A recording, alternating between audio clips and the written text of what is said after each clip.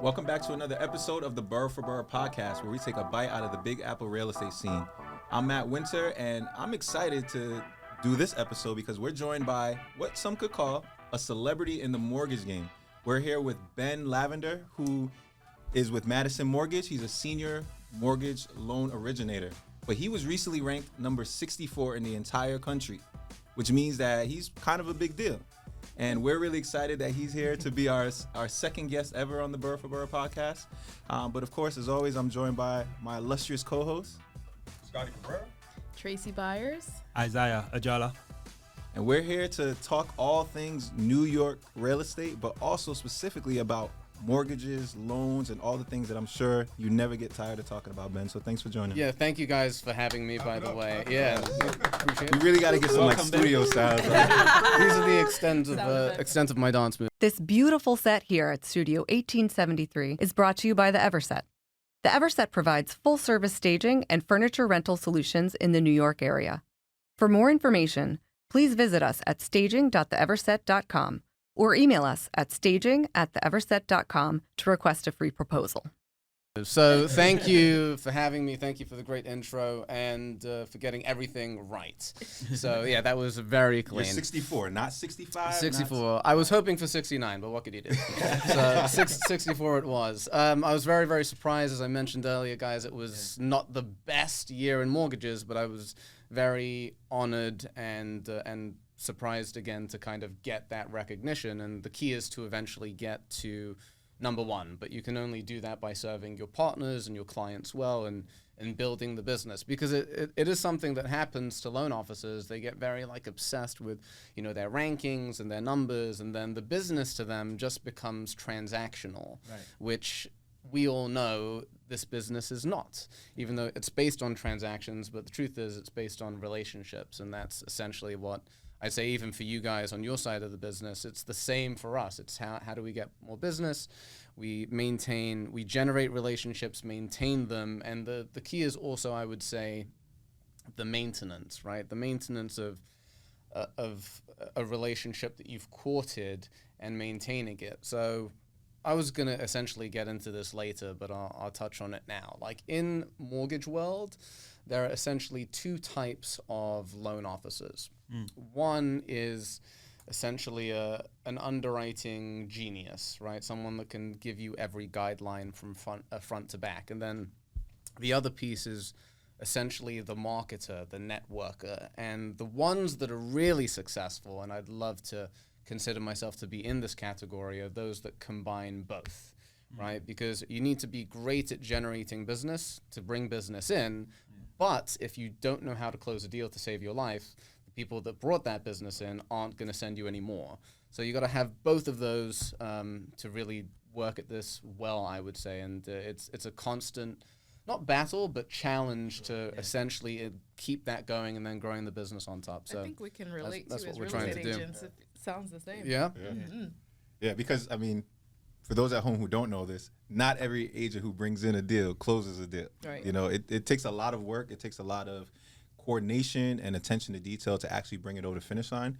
But as we also know, and Ben, I'm sure you have some war stories, some of the more complicated deals, a lot of it really relies on having a really tight relationship with the loan officer or loan originator. Absolutely. Right. So something I always like to say is that as the realtors, you guys are the mommy or the daddy of the transaction, at least from the buyer's perspective. Whenever something goes wrong or is off, they're always run back to mama or papa, which is understandable, right? Because you're the ones spending the most time with them. You put the deals together, and I mean, we say it all the time. Like, we can only imagine how frustrating it is to take clients on showings, or you've got a listing you've been working on, and then an LO messes up the file because whatever reason, right? So we're fully aware of how common this is. So for lack of a better term, my pre-approval process is really anal, right? It's super anal, because I've been doing this for a little bit over 12 years. And I could tell you that the first few years incorporated a tremendous amount of stress and sleepless nights. I like to joke, and I don't even know if it's a joke, but I'm pretty sure that joining the mortgage business when I was 22 is the primary reason why I had no hair by the time I became 25. Because it's just so stressful. You've got so much on the line, not necessarily just for yourself. Of course, we have our own bills to pay, but you're helping someone with the most important transaction of their life. And it's something that I feel like we have to keep reminding ourselves of, because for us, it's every day, right? Okay, we go to a showing, I send a pre-approval, it is what it is. But from the consumer's perspective, it's extremely stressful, right? So we have an obligation to do our best. Now, I'll tell you this, because you were talking before about how like the originators can essentially mess up the deal. And I'll explain to you kind of the nature of the mortgage business.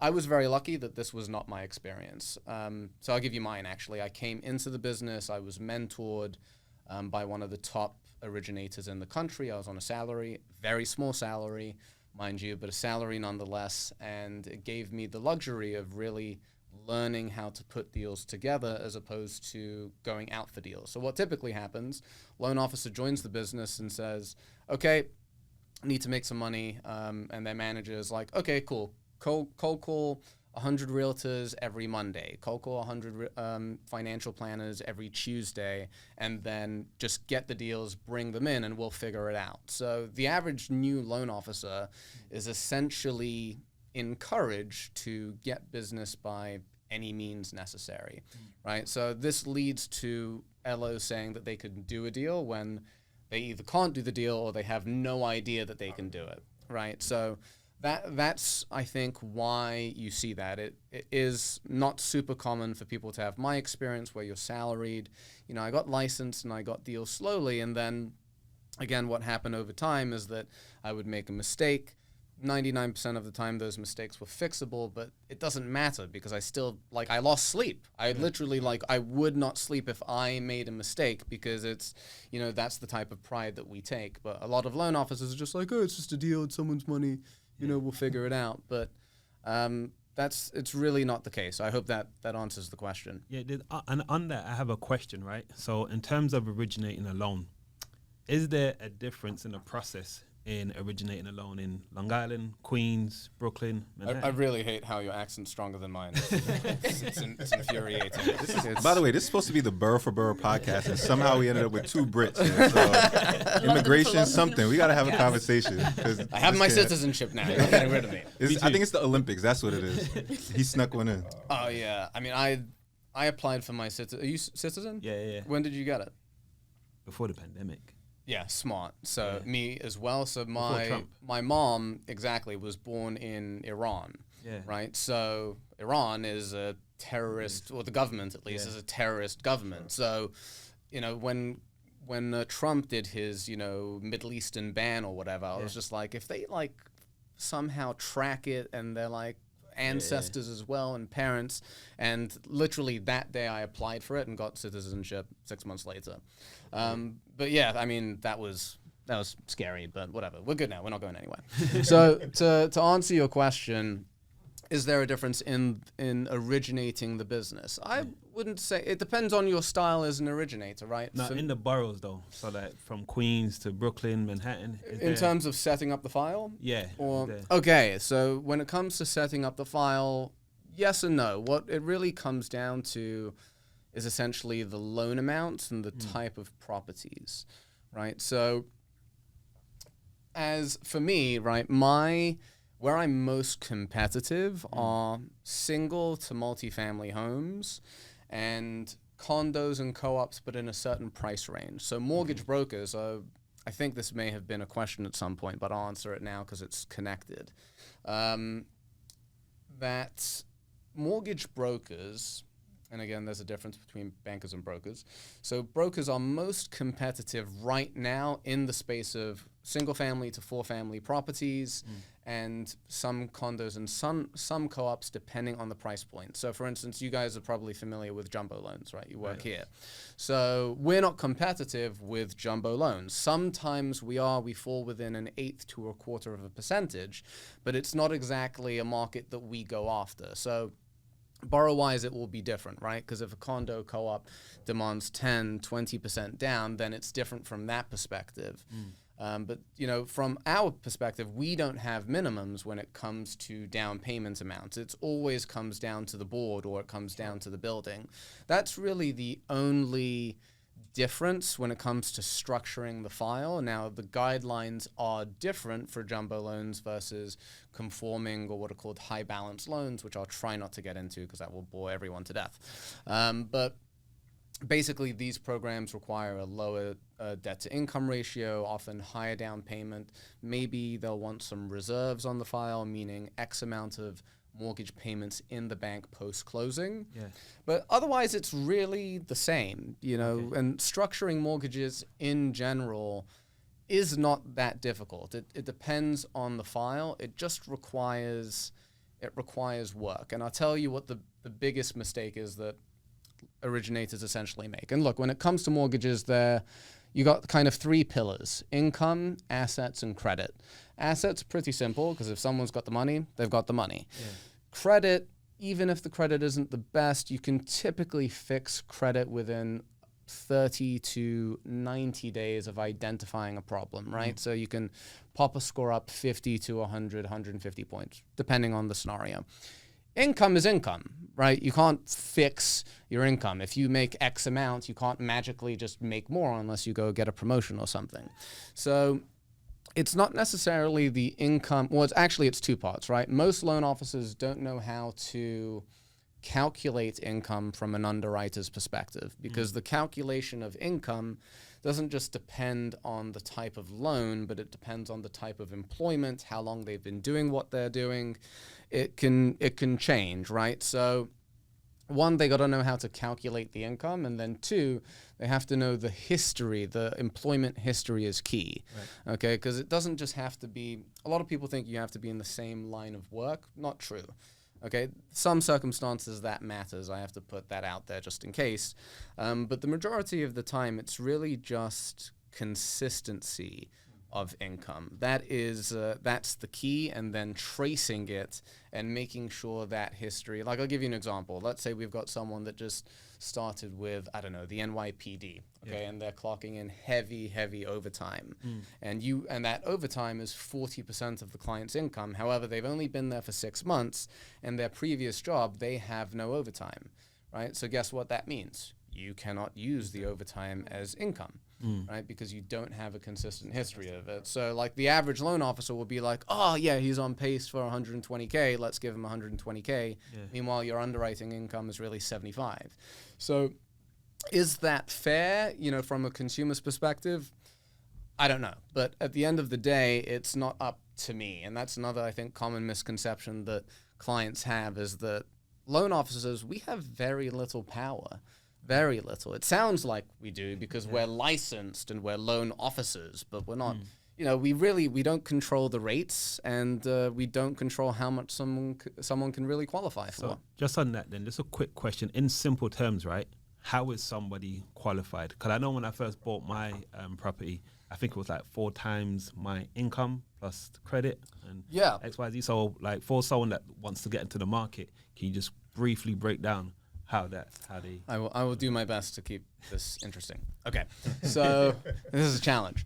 Okay, so it really just comes down to a debt-to-income ratio, which is, you've got 2 types of debt-to-income ratios. You've got what's called the front end, and you've got the back, okay? So it's basically your gross income compared to the monthly mortgage payment, meaning principal, interest, property taxes, insurance, mortgage insurance, flood insurance if you have it, maintenance, HOI, whatever, right? So that's the front end, and then the back is the mortgage payment plus any debt on their credit report, child support, alimony, taxes due. It's including all of that stuff. So you also have to be able to read, like a loan officer needs to be able to read a credit report properly, which the average loan officer actually does, but it's not easy. It doesn't take a second to learn it. So essentially, monthly income is compared to these 2 things, and then there's a certain percentage. So for instance, FHA is 46 in the front and 56 in the back. Conventional is 49.999 in the front and the back. VA loans, you can go like into the 70s, okay? And VA loans are actually they have the highest closing ratio of any loan.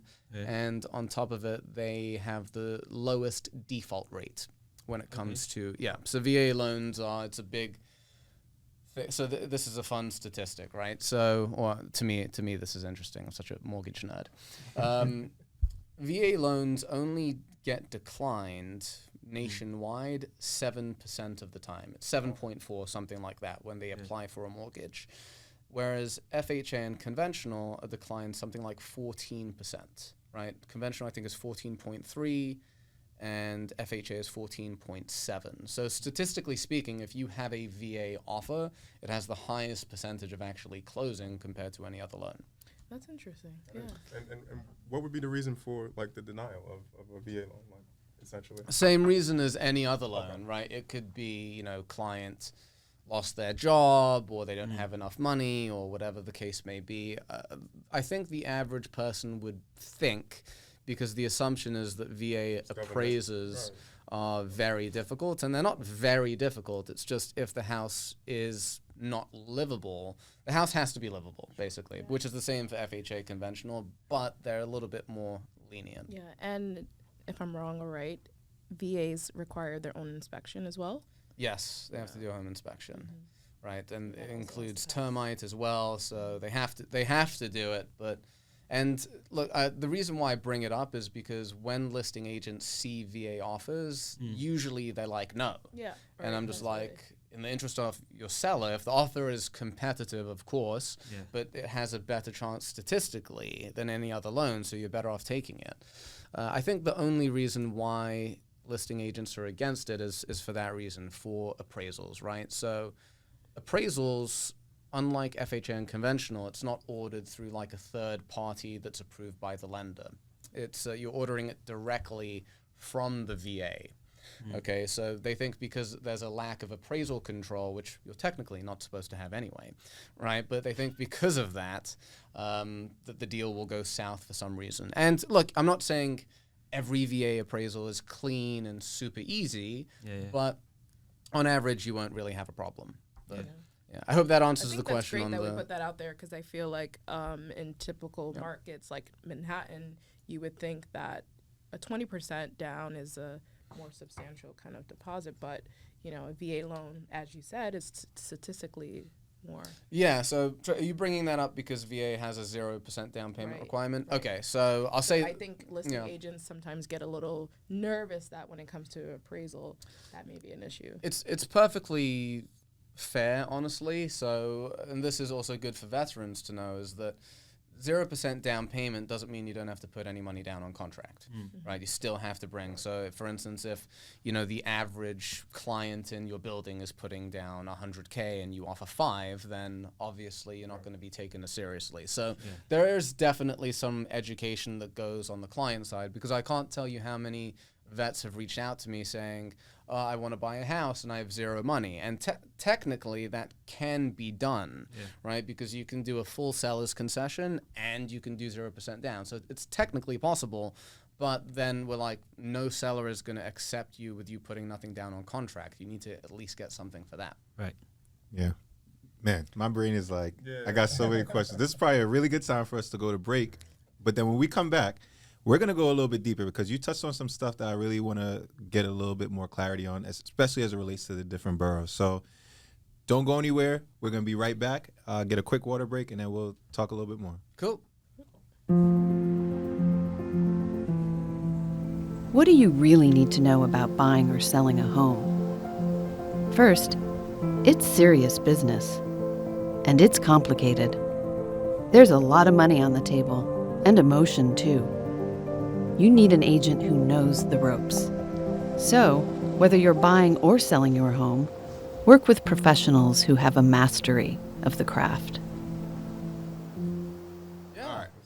And we are back. So before the break, we were going into some very, very interesting information. But before we go any further, I tend to get a little bit distracted when there's food and beverages on the table.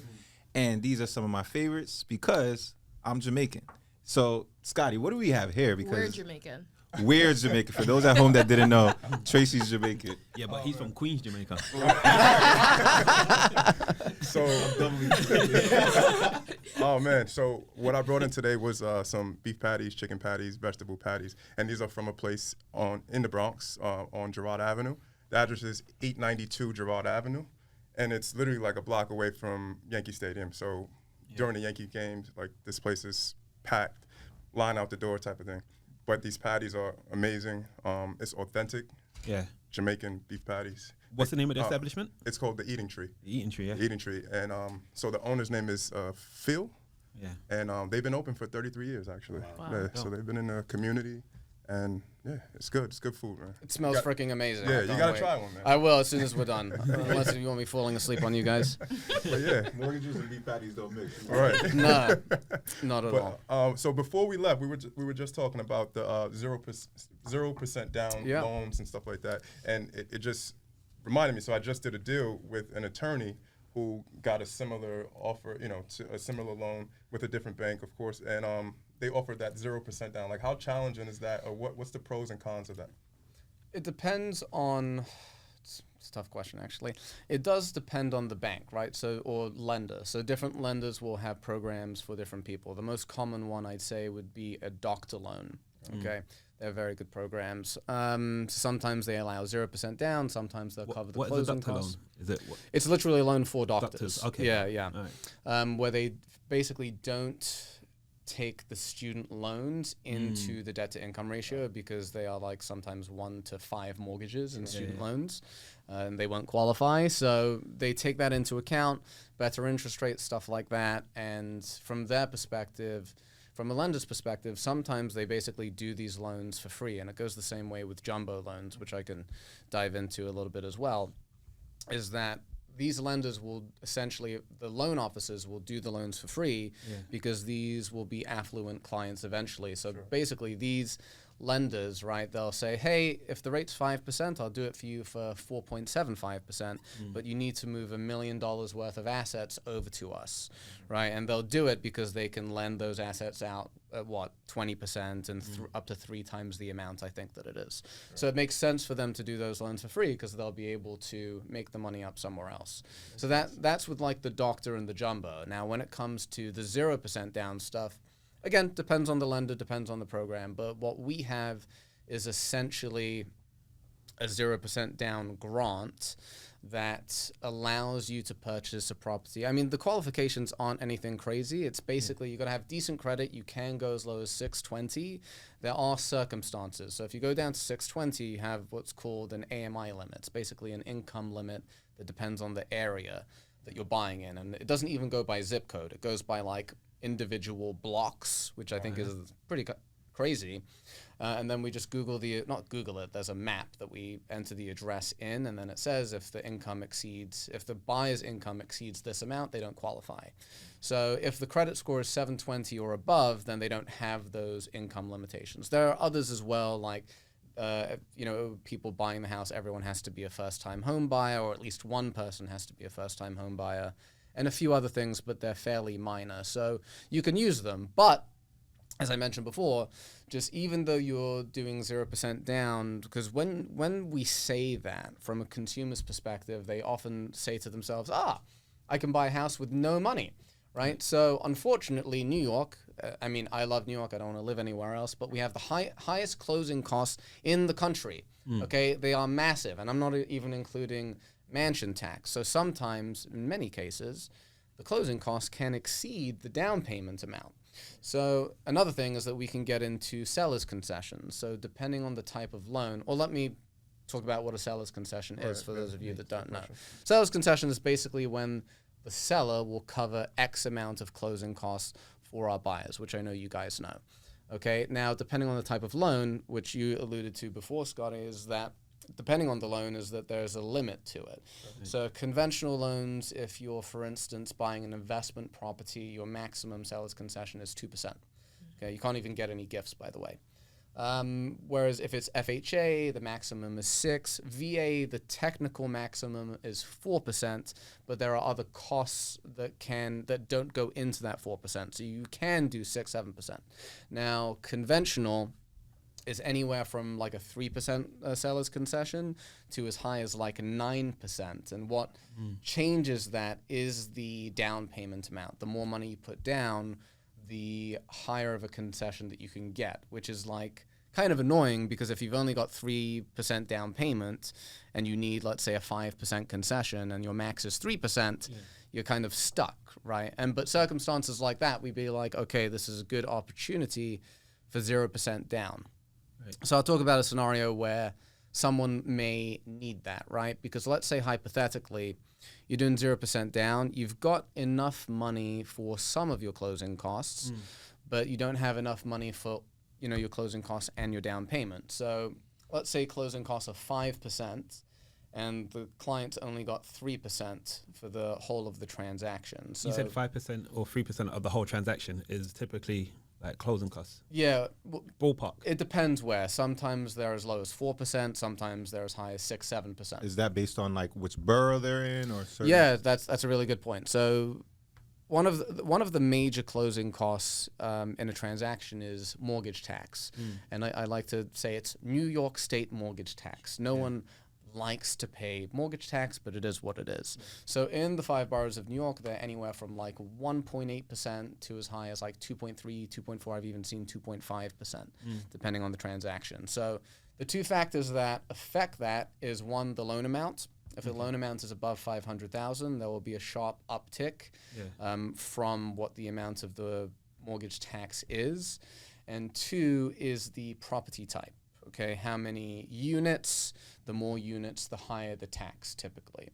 So that will drastically affect it. But the guideline that I like to give is that if you're shopping in the boroughs, closing costs and it's under $1 million, you'll be somewhere around 4.5% to 5.5%. Okay. If you're shopping in Long Island or in the suburbs in general, it will be 5% to 6.5%. And the reason for that, because the mortgage tax actually isn't nearly as high in the suburbs as it is in the boroughs, but the property taxes are high. So because the property taxes are super high and you've got to collect X amount of those taxes at closing, it pushes up the closing cost dramatically, which again has nothing to do with the lender or the bank or Ben. It doesn't go to the Ben Lavender vacation fund, right? Maybe I go to Jamaica and use your money and get some more patties. I don't know, right? So don't blame us, as they say, don't shoot the messenger. Yeah. So that can drastically affect it. But let's take that scenario back, right? We've got a client who's only got 3% cash for the entire transaction, okay? But the closing costs are 5%, and the down payment, they're eligible for 0 down. So the way that we could work that is you can get a 2% seller's concession to cover the remainder of the concession, and you can do the remainder of the 3% on the closing costs, right? Now, keep in mind is that when they put money down on contract, that money doesn't have to be for a down payment specifically. At closing, that money can be allocated or redirected to the closing costs and not the down payment. So that is a very effective way to handle that problem. Yeah, exactly. And it's not complicated to do for most loan officers, I'd like to think. It just, you have to have correct verbiage in the contract. And the key thing really is communication, right? It's like, what is the concession actually being used for? And you've got all these other trends of, 2-to-1 buy downs. I don't know if you guys have heard of that. So it's another good strategy. Is it kind of gimmicky? Yes, it definitely is gimmicky, but if it helps... explain the 2-to-1 buy down. So basically, the way that a 2-to-1 buy down works, it's a way to reduce your interest rate. So let's say the rate today is 6%. For the first year, if you're doing a 2-to-1, the first year the rate's going to be 4%, and then the second year it's going to be 5%, and then the third year it will go back to 6%, or not back to, it will go to 6%, and it will stay there for the remainder of the loan. Okay, so whatever the interest savings are for those first 2 years, that amount is basically paid up front in the form of the concession. So we have this little Excel sheet that we pop the numbers into, it tells us what we need, and we tell you, we put it in the contract. So that's the way that it works. Again, over the life of the loan, you'll basically end up paying the same or maybe even a little bit more than what you would have if the rate was lower.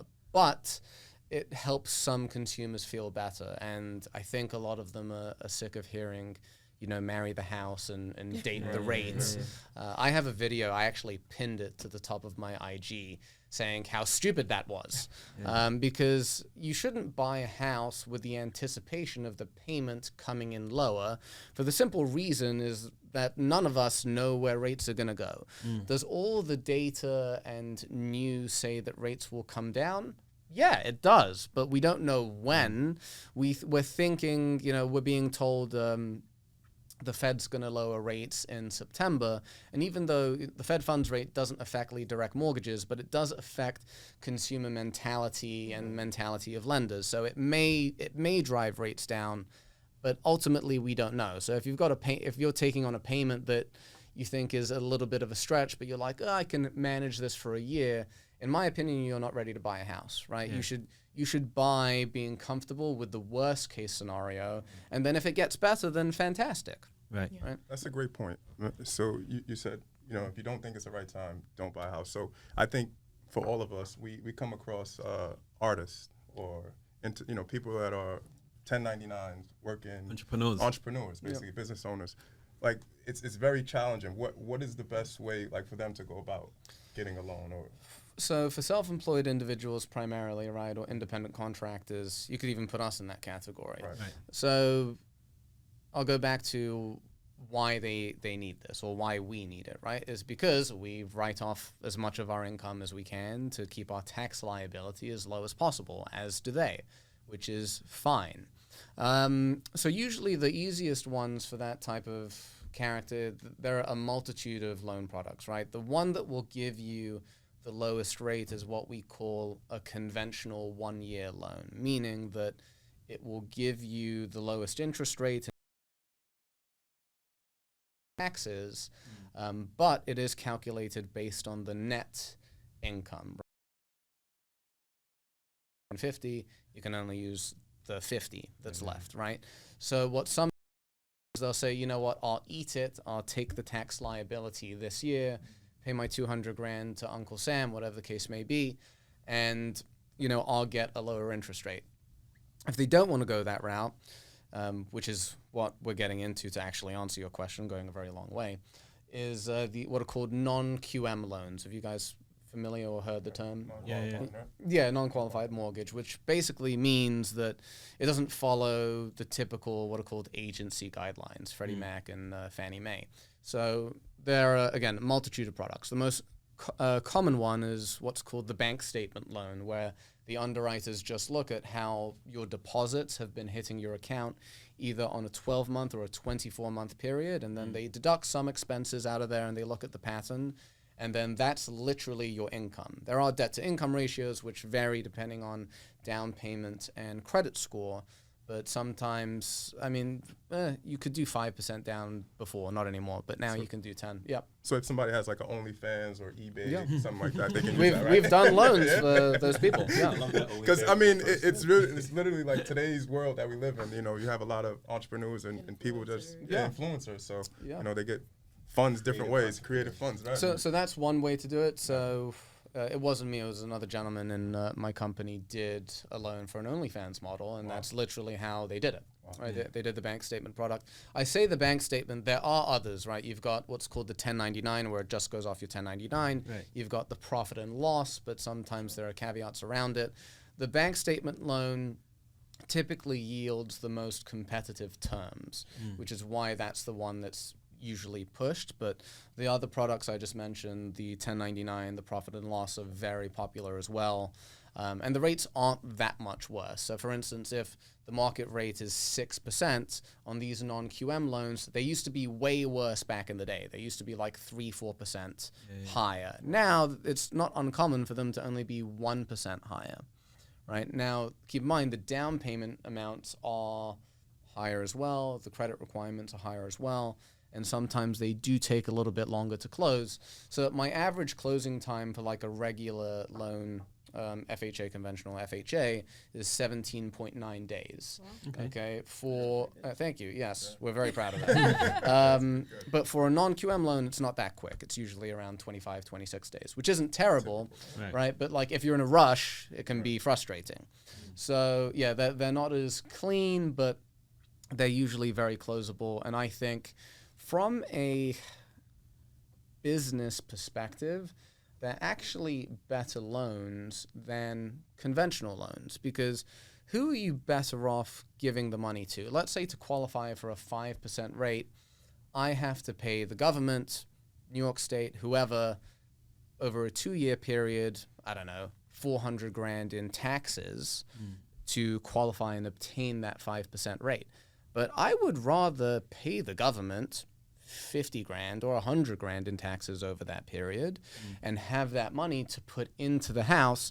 Yeah, my rate's higher, but guess what? The rate's 100% tax deductible anyway, right? And this way, the money isn't going somewhere else. It's going to me. It's going as part of my net worth, right? It's technically, it is actually better for the consumer, but the consumer because they see the rate, and often those non-QM loans do come with points on them, right? Typically anywhere from 1 to 3 points depending on the loan. So they're like, it's more expensive, but when you do the math over the tax savings, the non-QM loans are far better, in my opinion, at least. I have not come across someone to debate me on this yet, but I look forward to that day. We'll get a CPA Today's to that come day. in. No. Ben, we got a CPA in to referee this match. Right. So I know you guys have all seen the headlines that Manhattan is become a buyer's market, right? So with that being said, and it's absolutely true, I mean, in my deals and my colleagues' deals, we have seen more concessions, more rate buy downs. Yeah. And definitely more decrease in purchase price. So That is unique to Manhattan, I'll tell you that. Yeah. You don't deal with that in Brooklyn, but right? Yeah. But, in Manhattan for sure. So like, what trends and shifts do you see happening in this market in the next few years? Okay.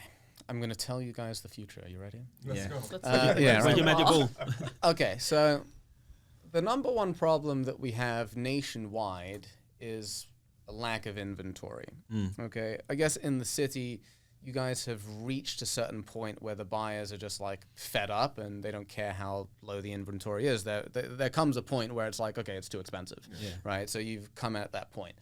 In the rest of the boroughs and the suburbs, it's the opposite, right? It's each open house, you've got 30 people lining out the door. And again, the number one thing is lack of inventory nationwide. So a lot of people are saying, I'm going to wait for the market to crash. Interesting random fact that is just lodged in my brain.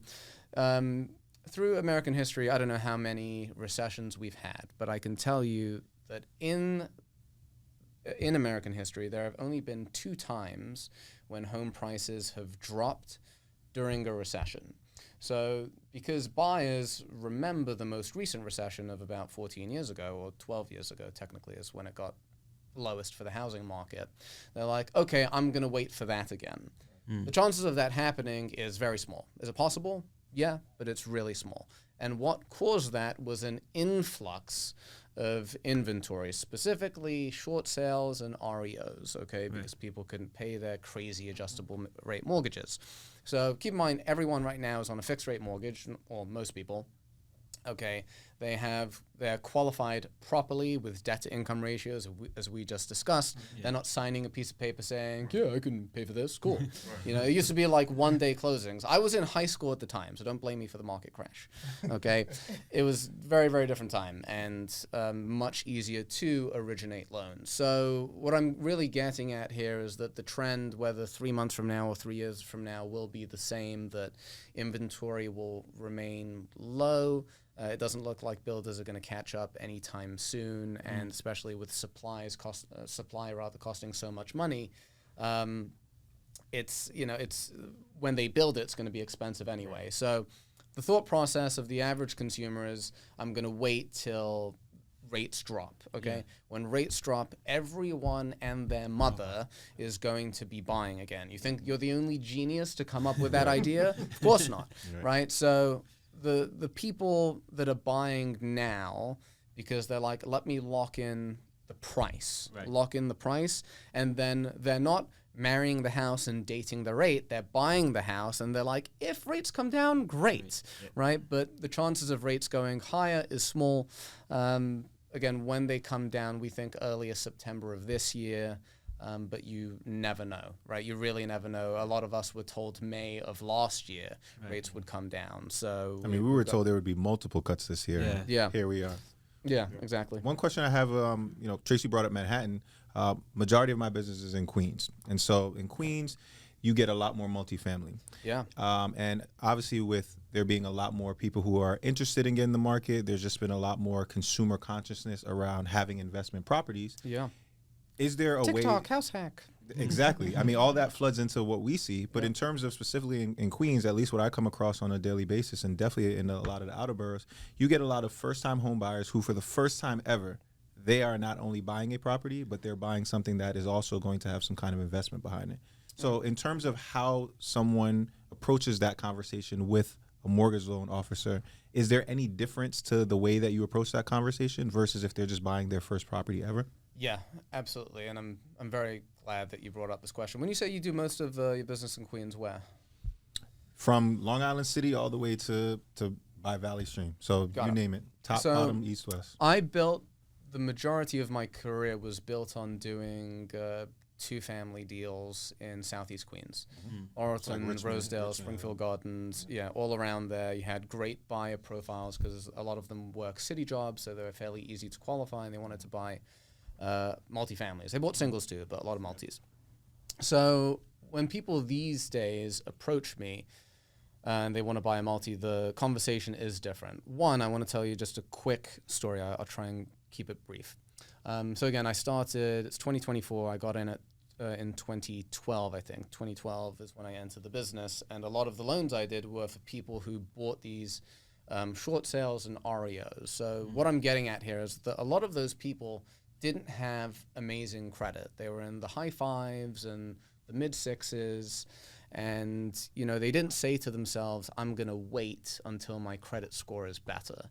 And guess what? Those people are, their net worth, 1 million, 2 million right now, because let's say I helped them buy a two-family in Springfield Gardens for $350 10 years ago. That's worth 1.1 to 1.4 right now. Okay, and guess what? They bought more. So again, getting in earlier is key. And, I like to say, because home prices over time go up, right? So you're better off getting your time in the market but versus timing the market, right? It's one of my favorite sayings. But let me answer your original question. Wait, so before you do that, right? You spoke about credit score. Their credit was in the 500s. Where should someone's credit score be now if they're entering the market? I mean, ideally, you want perfect credit, right? But because look, but the thing is, let's say that the rate today with perfect credit is 5%, and your score is 590, and you get a rate of 6%. It's not how it works, by the way. I'm just making up numbers. So even though the rate's higher, interest is still tax deductible, and on top of it, it also depends on your living situation, right? So if you're paying $5,000 a month in rent or whatever the case may be, you're throwing the $5,000 away. I mean, you're not throwing it away. You're paying for somewhere to live, but you're not building equity in something. So I say it for them, right? Because you may be thinking, my score should be better, but look, credit scores are fixable, and even if you don't fix it, you're still better off owning than renting, right? So I'm going to give you the ideal house hacking method when people come to me and they're like, Ben, I want to buy a multifamily, or I want to buy a slew of multifamilies. Okay, the requirement is that you have to live there for a year. Okay, so as long as you're doing that, you're not doing anything unethical or illegal. It's the people that come to me and say, Ben, I want to use FHA to buy an investment property that I'm not going to live in. I have to wish them luck and hang up the phone. It's like, that is fraud. Okay. See ya. So here's the way to do it. You use FHA for the first one. Okay. And try and buy anywhere from a 2 to a 4. Just keep in mind, if you're buying a 3 or a 4 on FHA loans, you have to pass what's called the FHA FHA self-sufficiency test, which is basically when the mortgage payment cannot exceed 75% of the total gross rent. I'll give you some numbers to make it easy, right? Gross rent is 10 Gs, 75% of it is $7,500 a month.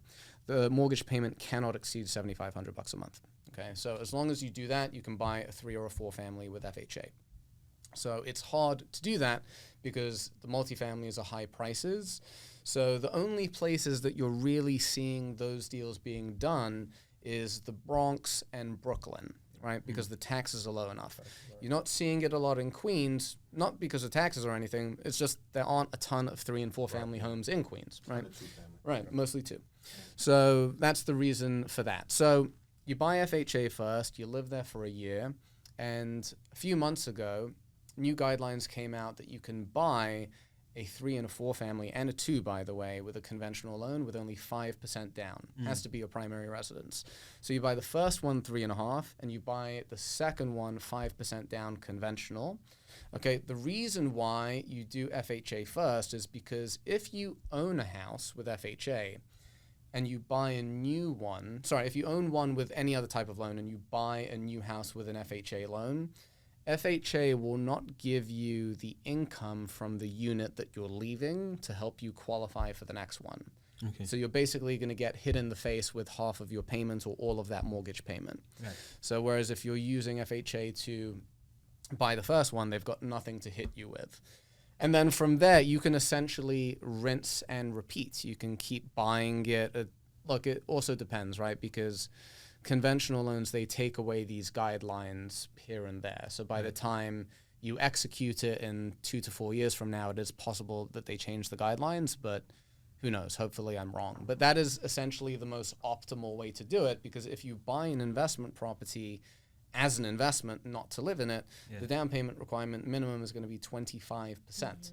So, and when you do the math on how long it's going to take you to save that up, and then home prices increasing, so that is the optimal way to house hack that is legal and keeps your cash requirements at a minimum. Right. Dropping gems. So say you have a group of friends that want to invest in a property, multifamily property.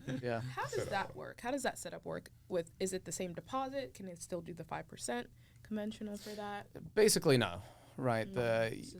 You technically can do it with a friend, but they become very difficult when it comes to,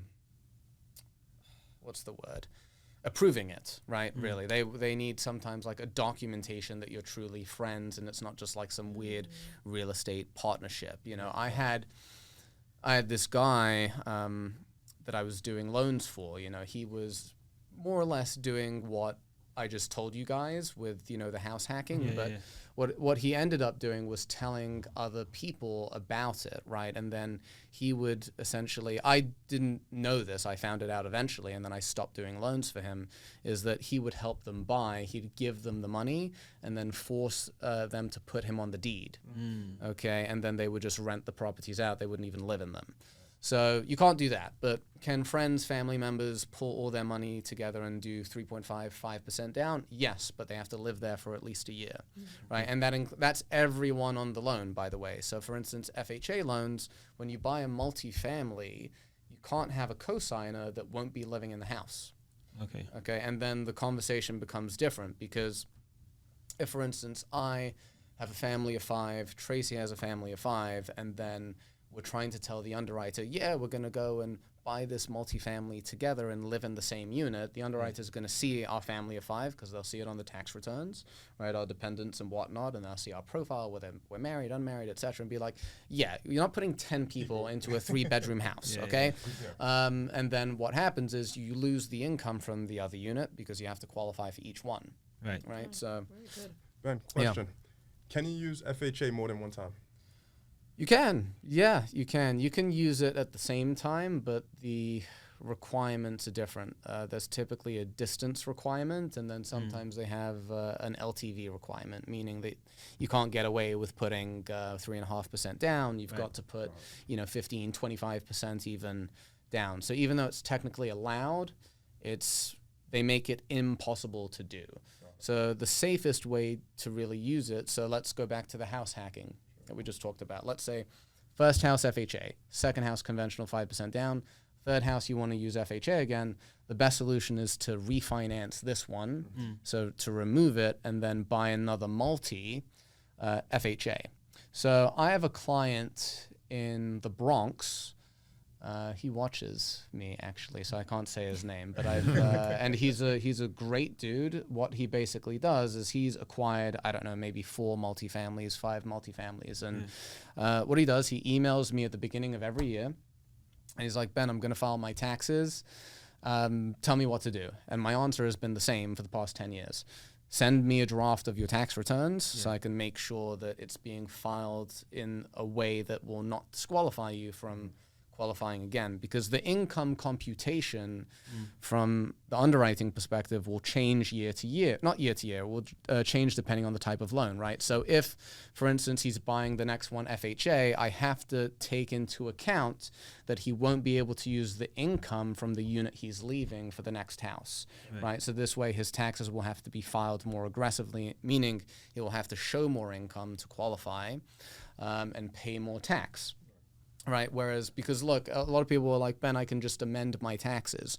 You can amend your taxes. The problem is if you do it after you sign a contract, the underwriters aren't bozos, right? They're like, okay, you didn't qualify before. Now you're looking to qualify, loans denied, right? They're not going to approve you. It has to be amended before. But we don't even want to go there. We want to have it ready in the very beginning. So preparation is key. Having a plan is key in people that you trust. He and I have a great relationship where we've built this level of trust. I don't have that with all my clients for sure. Not the trust factor, but the plan factor. And look, not everyone wants to be a real estate mogul or crazy landlord, but for those people that have the appetite for it, real estate is the number one creator of wealth, right? So this is the best way to do it with the least amount of money. And I recommend basically anytime someone says to me, I want to buy a multifamily, I give them this plan, right? Because it will help them acquire more, and it will take time, but in 10 years from now, they're chilling.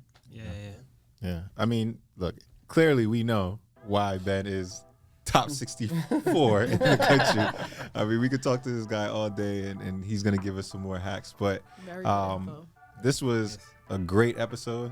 Really appreciate you taking the time. But for those at home who want to get in touch with you, how do they find Ben Lavender? You can, Instagram is typically the best place, or you can call my cell. But my Instagram handle is BLavMTG, or you could just call or text me, 917-670-7878. All right, indeed. Easy. So this has been another episode of Boro4Boro. Hopefully we could get Ben back when he cracks top 50. Maybe we might have to pay him to be on. You should make that as a rule. I can't come back because that will motivate me. But thank you again for joining. And if you haven't already, which shame on you, make sure you like, subscribe, and follow us on all platforms to be able to make sure that you can stay in touch and be up to date on all of our upcoming episodes. But until then, thank you for joining, and we'll see you next time. Thanks, guys. Peace. Thanks, Ben. Thank you, guys. Appreciate it, guys.